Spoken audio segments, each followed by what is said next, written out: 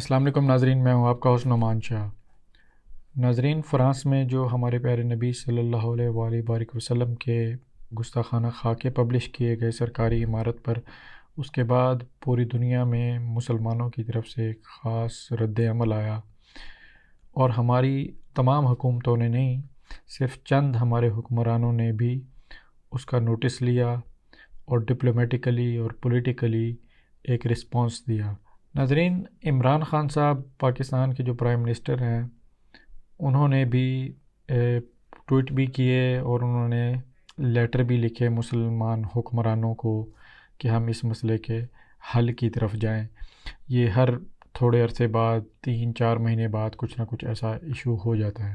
ناظرین، یہ بلاسفیمی یا گستاخی یہ رسول صلی اللہ علیہ وآلہ وسلم ایک ایسا مسئلہ ہے جس پر ہمارے تاریخ میں علماء میں بھی کوئی اختلاف موجود نہیں ہے، ہمارے کرنٹ موجودہ حکمرانوں میں بھی کوئی اختلاف موجود نہیں ہے، کسی ایک مسلمان امتی میں بھی کوئی اختلاف موجود نہیں ہے کہ اس کو فریڈم آف سپیچ کے کھاتے میں ڈال کے اس کو چھوڑ دیا جائے یا ایسے جرم کی سزا نہ دی جائے۔ ہر مسلمان حکمران کے پیچھے اس کی قوم کھڑی ہے، ہر مسلمان حکمران کے علماء ان کے پیچھے ہیں، کوئی یعنی کہ ڈفرینس آف اوپینین موجود نہیں ہے۔ پھر کیا وجہ ہے کہ ہم ڈپلومیٹیکلی اور پولیٹیکلی اس مسئلہ کو حل نہیں کر پا رہے؟ عمران خان صاحب نے، رجب طیب ایردوان صاحب نے بہت جارحانہ تقاریر کی اقوام متحدہ میں پچھلے سال اس مسئلہ کو لے کر، مگر اس کے باوجود بھی وہ صرف تقاریر ہی رہ گئیں اور عملی اقدام ہمیں کوئی دیکھنے کو نہیں ملا۔ ان وجوہات پر اگر ہم غور کریں تو ہمیں کافی سارے نکات سمجھ آئیں گے کہ ہم جب اتنے کھل کر ہمارے چند حکمران اس کی مخالفت کر رہے ہیں اور یورپ کو، امریکہ کو یہ بار بار کہہ رہے ہیں، اقوام متحدہ کو، کہ اس کے خلاف قانون سازی کی جائے، مگر ان کے کان پر جوں تک نہیں رینگتی، بلکہ وہ اس کو ہیومن رائٹس کے کھاتے میں ڈال کے اور فریڈم آف ریلیجن اور فریڈم آف ایکسپریشن کے کھاتے میں ڈال کے اس کو اپریشیٹ کرتے ہیں، جیسے ابھی صدر میکرن نے کیا فرانس کے۔ تو ناظرین، سمجھنے کی بات یہ ہے کہ جب ہم، جیسے عمران خان صاحب نے کہا کہ ہمیں تکلیف ہوتی ہے اس سے، یعنی ہیومن رائٹس کو، اقوام متحدہ کو اور ریسٹ آف دا ورلڈ کو انہوں نے مخاطب کرتے ہوئے کہا کہ جب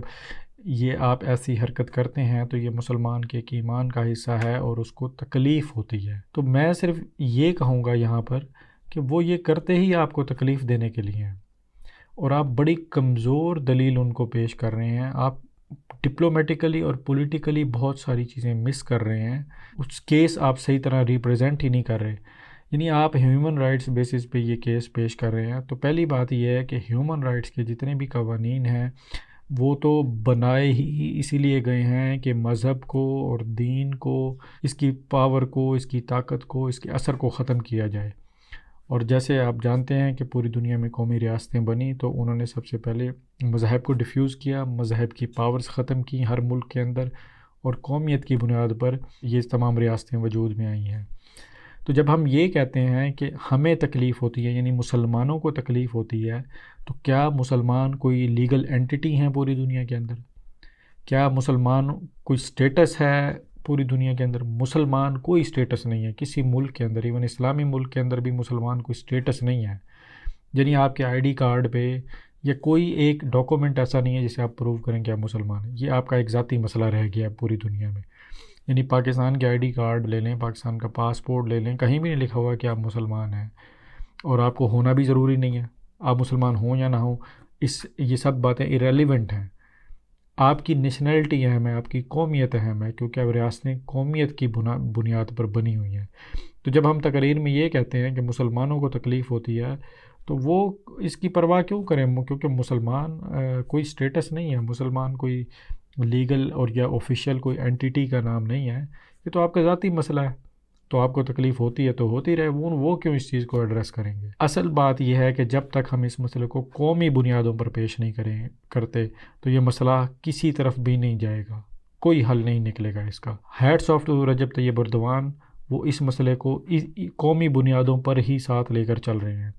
رجب طیب اردوان نے جو تقریر کی، انہوں نے جو جملے بولے اس میں انہوں نے یہ بات بولی، اور ایک بار نہیں کئی بار وہ اپنی اسپیچ میں یہ بول چکے ہیں کہ اسلام پر حملہ ترکوں پر حملہ ہے، اور ترکوں پر حملہ اسلام پر حملہ ہے۔ ترک مین مسلمان، مسلمان مین ترک، اور یہ انہوں نے اپنے ڈراموں میں بھی اب دکھا رہے ہیں۔ آپ جو ارطغرل غازی کا ڈرامہ ہے، کوٹلس عثمان ہے، پایا تخت عبدالحمید ہے، یہ جتنے بھی ڈرامے ان کی ہر ایپیسوڈ میں آپ کو یہ ڈائلاگ ملے گا کہ ترک اور مسلمان ایک ہی چیز ہیں۔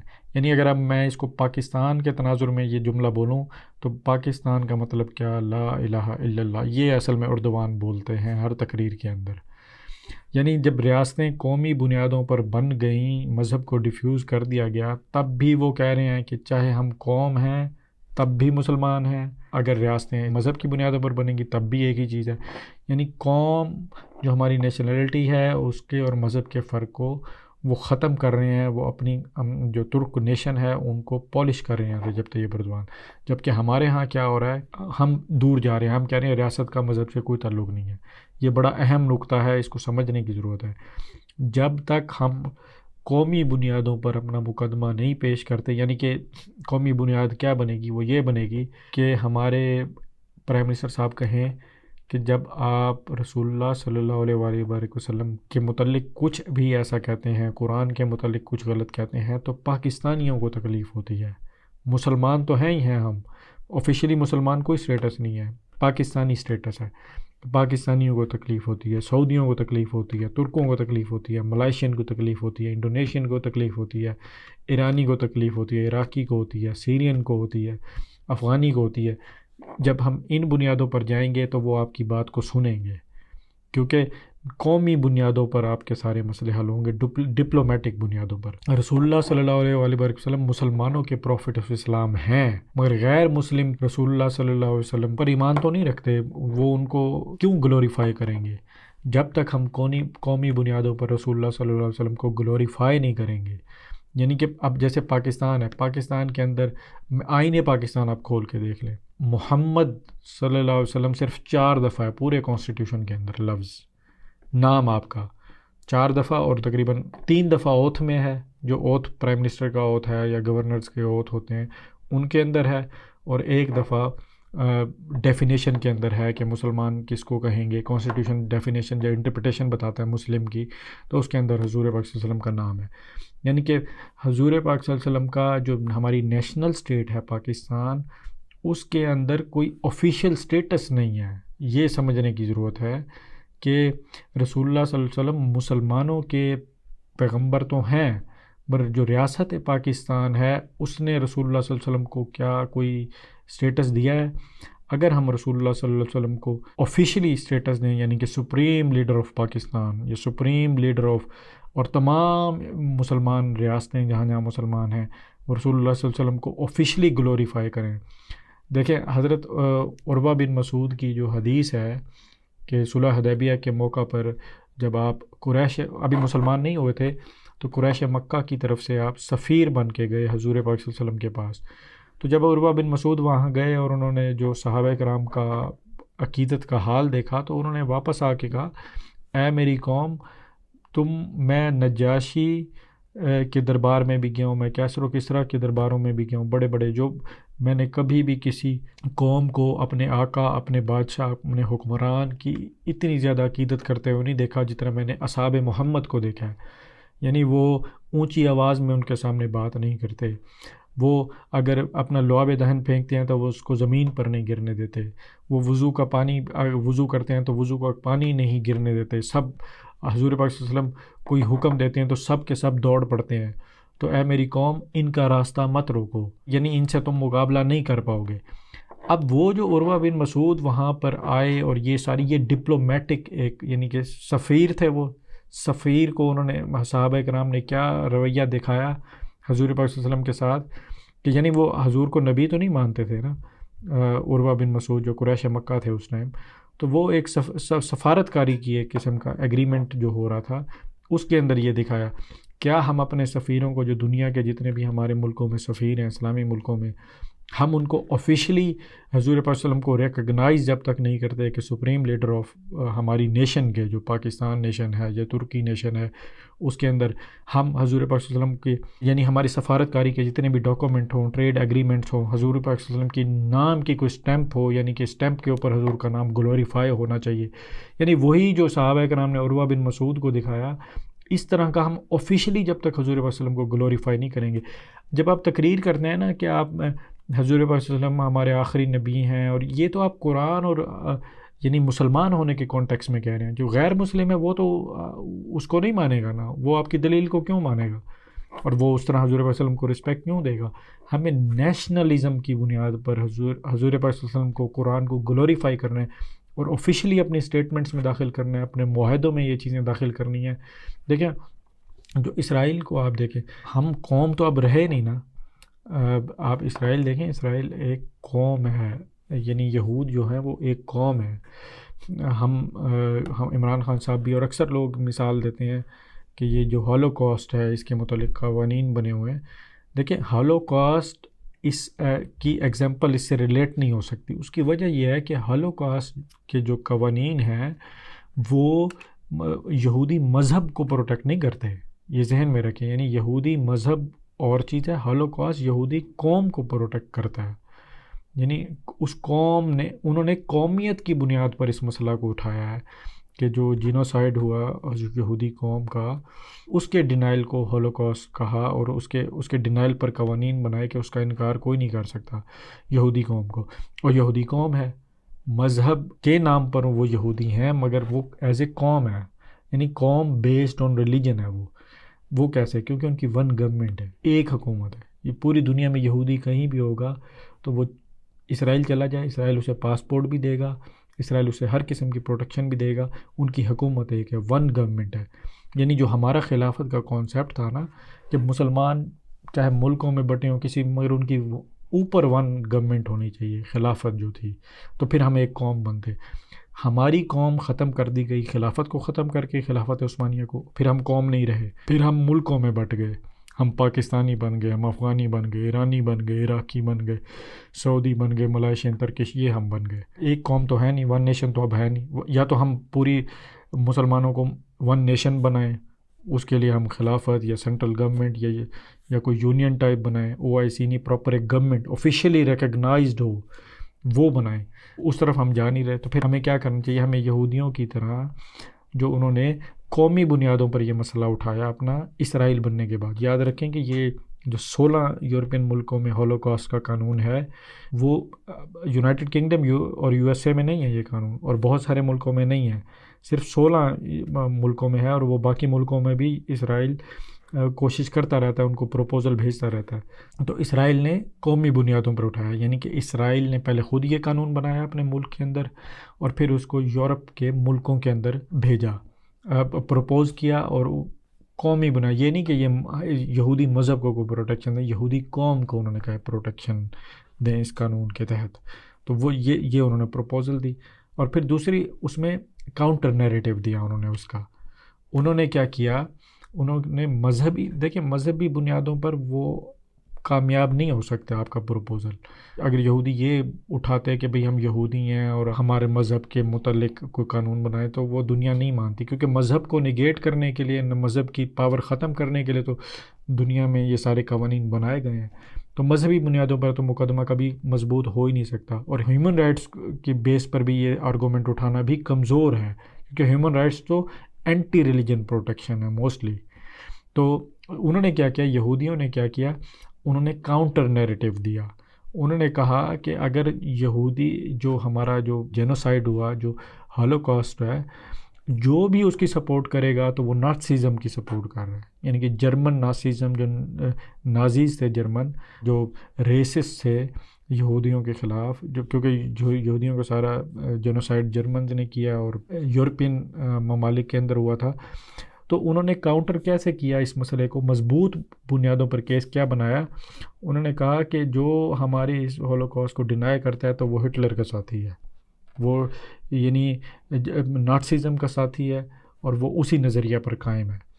تو کیس بڑا مضبوط بن گیا، اور بہت لوگوں، اور پھر ان قوانین کو سب سے پہلے ان ملکوں نے بنایا یورپ کے اندر جنہوں نے یہ ایکٹ کیا، جنہوں نے یہودیوں کا جینوسائیڈ کیا، جیسے آسٹریا ہے، گریس ہے، انہوں نے ان قوانین کو سب سے پہلے اپنا لیا اپنے اوپر سے یہ داغ ہٹانے کے لیے کہ ہم نازیزم کو سپورٹ کرتے ہیں۔ تو یہ بڑا مضبوط کیس بنا۔